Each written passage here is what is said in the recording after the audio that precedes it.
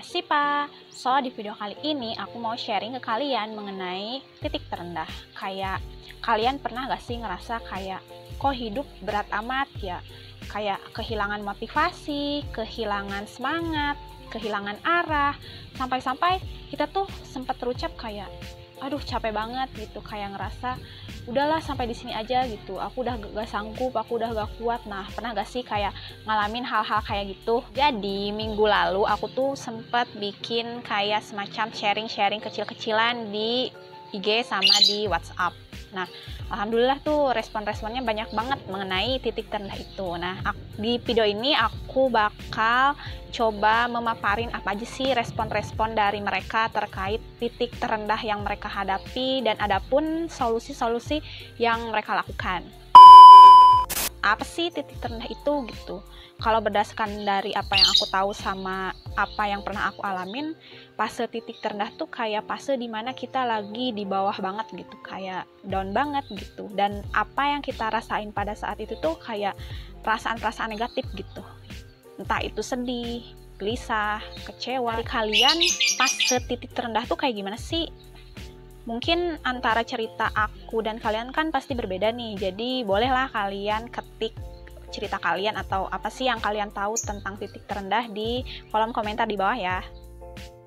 Katanya titik terendah tuh ketika tidak bisa mempertahankan hidayah.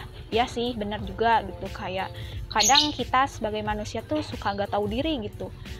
Allah tuh udah ngasih rambu-rambu atau Allah tuh kayaknya udah ngasih nih hidayah ke kita, tapi kitanya kadang yang entah terlalu abai, kadang gak terlalu peka gitu, membandingkan diri sendiri dengan orang lain. Ya sih, emang suka ada aja gitu celah atau seluk untuk kita terus membandingkan diri kita dengan orang lain gitu. Tapi kan kalau terus-terusan ngebanding-bandingin diri kita dengan orang lain juga lama-lama juga capek gitu. Sedangkan kita kan punya alurnya masing-masing gitu, dan gak bisa gitu kita nyamain kehidupan kita sama kehidupan orang lain, itu jalannya pasti beda gitu. Daripada kita terlalu membanding-bandingkan diri sendiri, mendingan kita nyibukin diri kita nih, mengembangkan atau memperbesar kapasitas diri kita gitu, biar kita juga lebih fokus gitu untuk mengembangkan skill-skill yang ada di diri kita gitu, biar kita meminimalisir lah intinya untuk tidak terlalu membanding-bandingkan diri sendiri dengan orang lain. Gak tahu tujuan, gak tahu arah hidup, kehilangan pegangan ataupun kehilangan harapan. Nah, ini juga termasuk itu ya ke fase titik terendah ini. Jadi kayak bingung juga sih ya kalau kita pegangan udah gak ada gitu, terus kehilangan arah, kan bingung ya, arah hidup mau dibawa kemana nih, udah mah hopeless banget. Mungkin hal yang bisa dilakukan adalah coba untuk nanya lagi nih ke diri kita, sebenarnya mau dibawa kemana sih gitu arah tujuan kita, sama beribadah juga, coba berdoa gitu, minta petunjuk gitu mengenai arah hidup kalian agar dimudahkan gitu, diberikan jalan. Katanya keadaan di mana kita tuh tidak mengenal diri kita sendiri, kayak semacam bertengkar gitu. Di luar oke-oke aja nih, tapi di dalam tuh kita kayak bertengkar sama diri kita sendiri gitu. Kayak semacam kayak nyalahin diri gitu loh, kayak kenapa sih harusnya jangan gini, harusnya tuh kayak gini loh, lagian kenapa sih ngelakuin hal kayak gini. Nah, kayak terus aja kita tuh kayak bertengkar gitu, di dalam pikiran kita tuh saling intinya cekcok gitulah ya. Mungkin caranya bisa dengan coba untuk berdamai dengan diri sendiri. Katanya kondisi dimana ketika kita punya masalah nih, tapi kita tuh bingung mau cerita ke siapa gitu, bingung juga gitu, ada yang mau ngedengerin gak ya. Nah, fase kayak gini juga pernah aku alamin. Jadi kayak kalau kayak gini tuh ngerasa kayak beban hidup tuh kayak berat banget gitu, seolah-olah masalah atau hal yang kita hadapin itu berat banget gitu di antara yang lain tuh, padahal nggak juga gitu. Hal kenapa kita enggan untuk bercerita, bisa jadi kayak kita tuh overthinking duluan, kayak ngerasa atau kayak udah memikirkan hal-hal yang enggak gitu terkait respon-respon yang nantinya akan diberikan gitu, padahal enggak juga gitu. Biasanya itu emang pikiran kita aja gitu. Tapi cobalah untuk cerita gitu, seenggaknya sharing ke satu orang yang emang kayaknya kita percaya banget gitu. Dengan sharing atau dengan cerita, seenggaknya ada rasa lega juga. Katanya titik terendah itu ketika kita tidak bisa menghargai diri sendiri atau tidak bisa mencintai diri sendiri gitu. Ya ibarat kata gini deh, kalau kita aja gak bisa ngehargain atau kayak gak bisa menerima atau mencintai diri kita seutuhnya gitu, gimana orang lain bisa ngehargain kita gitu kalau kitanya aja kurang menerima gitu, kurang menerimakan apa yang ada dalam diri kita gitu. Katanya titik terendah itu ketika kita takut untuk mengambil langkah, untuk mencoba hal baru, takut buat mengupgrade diri kita ke stage selanjutnya.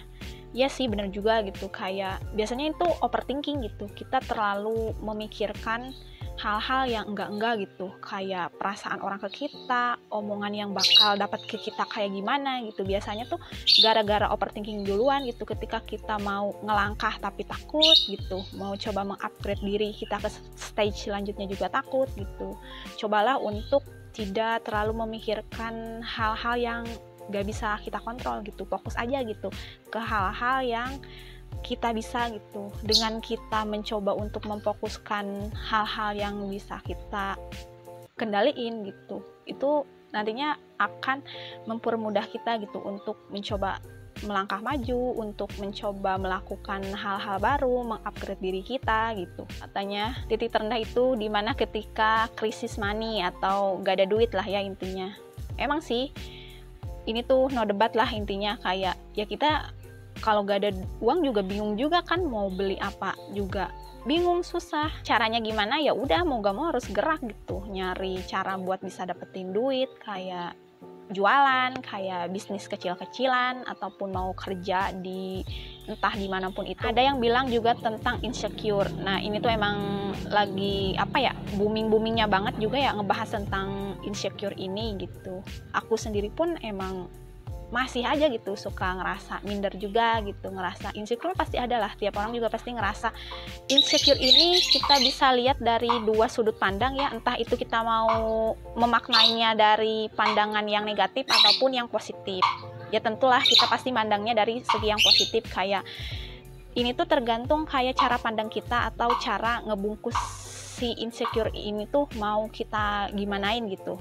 Kalau kita mandangnya dari segi yang negatif, biasanya kayak terlalu ngebanding-bandingin juga gitu, kayak kitanya malah ngerasa apa ya, merasa gak ada apa-apanya gitu. Beda ketika kita coba memandang si insecure ini dalam pandangan yang positif, kayak oh si ini dia udah dapet apa ya, olimpiade, udah dapet prestasi apapun, jadi kayak trigger kita gitu buat oh dia aja bisa, kenapa kita gak bisa gitu. Coba aja gitu, kita juga mencoba untuk mengupgrade diri kita juga gitu, sebagai pembanding buat kita lebih semangat gitu, bukan malah bikin down juga. Apa sih yang harus dilakukan ketika kita merasa atau berada di titik terendah?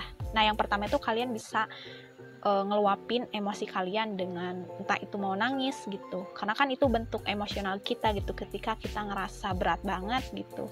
Seenggaknya dengan kita meluapkan emosional itu dengan nangis, suka agak dikit membaik gitu, agak lega dikit. Kalian bisa juga kayak semacam take your time gitu, kayak ngambil waktu buat istirahat sejenak, entah itu mau merenungi, entah itu kalian mau coba untuk ya mulai menyembuhkan gitu, menyembuhkan tentang hal-hal yang selama ini dirasa kalian berat gitu, entah itu kalian dengan melakukan aktivitas yang bisa membalikan mood kalian. Cara yang ketiga yaitu coba deh kalian ketemu sama orang gitu, sama temen deh minimal, ngumpul atau sekedar cerita atau sharing tuh bisa ngurangin rasa kesedihan kita gitu, dengan kita berbagi, sharing juga kan. Coba deh ketemu orang gitu, biar kita juga gak ngerasa toh kita juga gak sendiri kok gitu, ada di luar sana juga yang ngalamin hal yang sama, bahkan bisa jadi hal yang berat gitu dari apa yang kita rasain. Cara yang keempat adalah coba deh kalian buat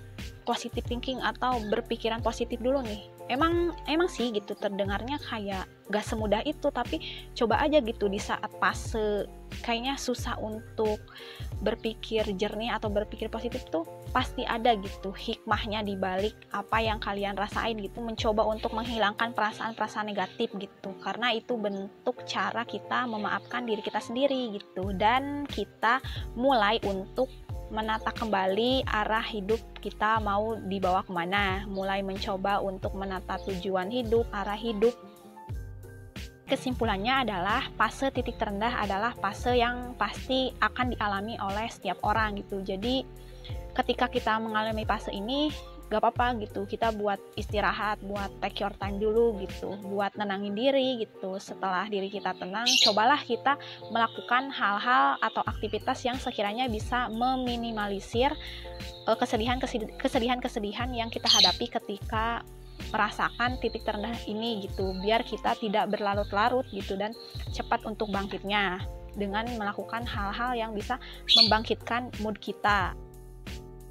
Begitu aja video kali ini. Terima kasih kepada kalian yang udah nonton video aku. Jika video ini dirasa bermanfaat, boleh banget nih kalian like. Dan bagi kalian yang baru mampir di channel aku, silahkan subscribe untuk mensupport channel ini. Dan bagi kalian yang pengen cerita atau sharing-sharing atau mau diskusi atau mau ngasih pertanyaan, boleh banget nih kalian ketik di kolom komentar di bawah ini. Sampai jumpa di video selanjutnya. See you!